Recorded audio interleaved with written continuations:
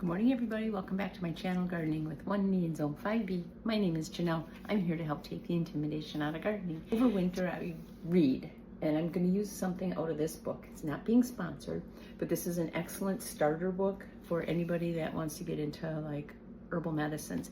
I'm going to be making a liniment oil using St. John's wort and some spearmint oil that I infuse. So let's go. First thing I need to do is strain all my oils. Now this is just spearmint in olive oil, spearmint that I grew out in the yard. So we want that minty type of an oil. St. John's wort in olive oil first. Like that. All right, now we're gonna strain the St. John's wort with vodka. So we're looking at the St. John's wort from the vodka, and you can see there's little speckles from the plant in there. I'm going to try to filter this one more time.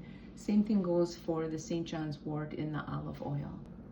The recipe calls for equal parts of oil to the vodka, and it also says to add some essential oil, but what I'm going to do is just use some of my spearmint oil.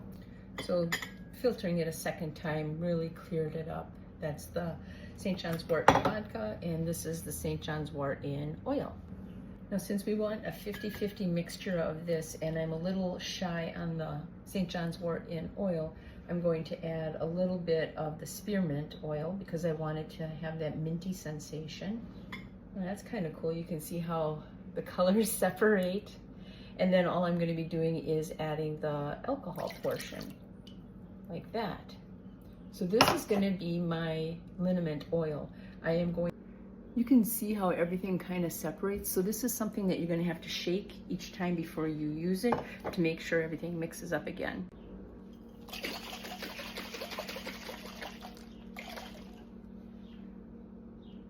Looks like that. So these roller bars, all it is an amber bottle with a roller ball, and then of course a lid. And the second jar.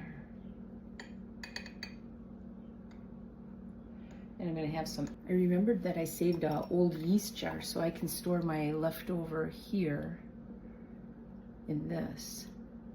So now when I have something achy, I can just use this to get it on my skin and rub it in.